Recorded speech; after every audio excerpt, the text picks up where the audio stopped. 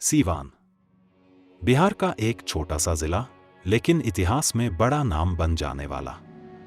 इसी जमीन पर पैदा हुआ एक लड़का जिसका नाम बाद में पूरे बिहार की राजनीति में गूंजने वाला था, मोहम्मद शहाबुद्दीन। एक साधारण परिवार से आने वाला यह लड़का बचपन से ही तेज, बहादुर और गुस्से वाला बताया जाता था। स्कूल कॉलेज के दिनों में उसका झुकाव पढ़ाई से ज्यादा राजनीति और नेतृत्व की तरफ हो गया। वह भीड़ में खड़े होकर बात करता, फौरन सामने वाले को अपनी बात मनवा लेता। लोग कहते कि उसमें एक अलग ही करिश्मा था। 90 का दशक बिहार में बड़े बदलाव का दौर था। लालू प्रसाद यादव की राजनीति तेजी से उभर रही थी और इस माहौल में कई युवा नेता आगे बढ़े। शहाबुद्दीन भी उन्हीं में से एक था। उसकी आक्रामक शैली, लोगों से सीधा जुड़ना और मुश्किल कामों को भी निडरता से कर देना, यह सब उसे बाकी नेताओं से अलग खड़ा करता था। धीरे धीरे उसकी पहचान सिर्फ एक युवा कार्यकर्ता की नहीं रही, बल्कि एक ऐसे इंसान की बनने लगी जिसे सीवान में हर कोई जानता था। उसकी पकड़ गांव से शहर तक फैलने लगी। कुछ ही वर्षों में उसने ऐसी ताकत और लोकप्रियता हासिल कर ली कि बड़े बड़े नेता भी उसे गंभीरता से लेने लगे। वह चुनाव लड़ता है, जीतता है और फिर जीतता ही चला जाता है। एमएलए भी बना, एमपी भी। उसके रोड शो, रैलियों और बैठकों में लोगों की भीड़ उमड़ आती थी। समर्थक कहते थे कि वह गरीबों के लिए खड़ा होता है, उनके काम कराता है, उन्हें सुरक्षा देता है। उसके घर के बाहर सुबह से शाम तक लोगों का आना जाना लगा रहता था। लेकिन इसी बीच उसके खिलाफ आरोप भी लगने लगे। बिहार की राजनीति उस समय अपराध और सत्ता के बीच की महीन रेखा पर चल रही थी। ऐसे में सीवान में डर और प्रभाव दोनों साथ साथ चलने लगे। शहाबुद्दीन के नाम पर कई केस दर्ज हुए, हत्या से लेकर अपहरण तक। विरोधी पार्टियों का आरोप था कि वह डर का माहौल बनाता है, जबकि समर्थक कहते कि उसे फंसाया जा रहा है। सच क्या था?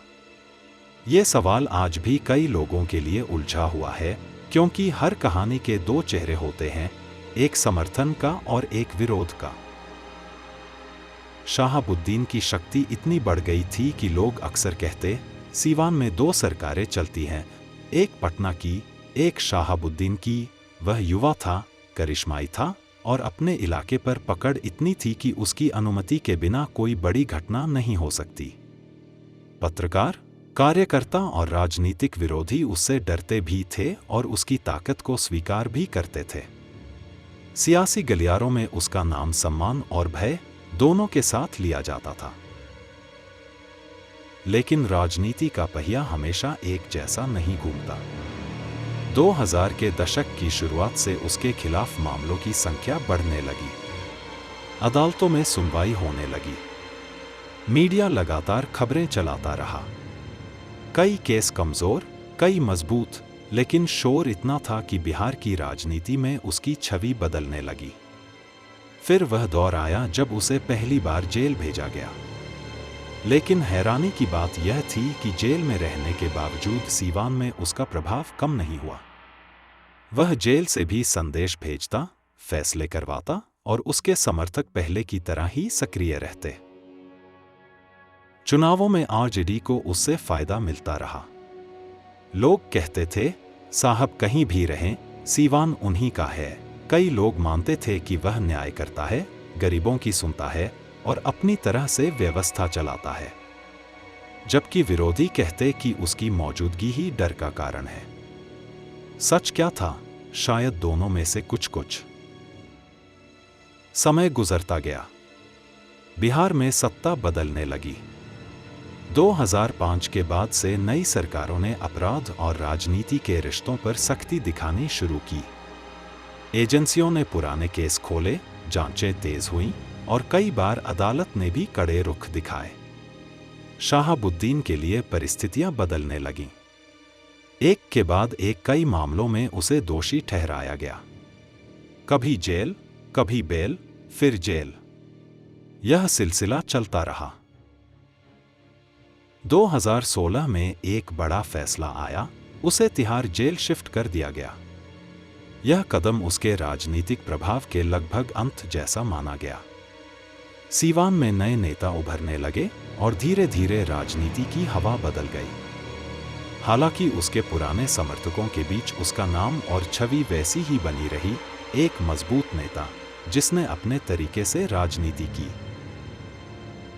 2021 में जब वह बीमारी से जूझ रहा था, तब देश कोविड से हिल चुका था। अचानक खबर आई कि शहाबुद्दीन की तबीयत गंभीर हो गई है और फिर कुछ ही दिनों में उसके निधन की खबर ने सुर्खियां भर दी। सीवान में कुछ लोग रोए, कुछ चुप रहे और कुछ ने कहा कि इतिहास का एक विवादित अध्याय खत्म हुआ। लेकिन एक बात साफ थी, शहाबुद्दीन जैसा नेता जिसकी ताकत, विवाद और प्रभाव तीनों एक साथ चलते थे, बिहार की राजनीति में बहुत कम देखने को मिले हैं। सीवान आज बदल रहा है, आगे बढ़ रहा है, लेकिन जब भी उसके इतिहास की बात होगी, शहाबुद्दीन का नाम जरूर आएगा, क्योंकि वह सिर्फ एक नेता नहीं था, बल्कि एक ऐसा व्यक्ति था जिसने राजनीति को अपने तरीके से जिया, अपने तरीके से लड़ा और अपने तरीके से खत्म किया। उसकी कहानी आज भी कई लोगों के मन में सवाल छोड़ जाती है, क्या वह जनता का हीरो था या विवादों का केंद्र? शायद इसका जवाब हर व्यक्ति अलग तरीके से देता है, लेकिन इतना तय है कि उसकी कहानी बिहार की राजनीति का सबसे चर्चित अध्याय रही है और रहेगी।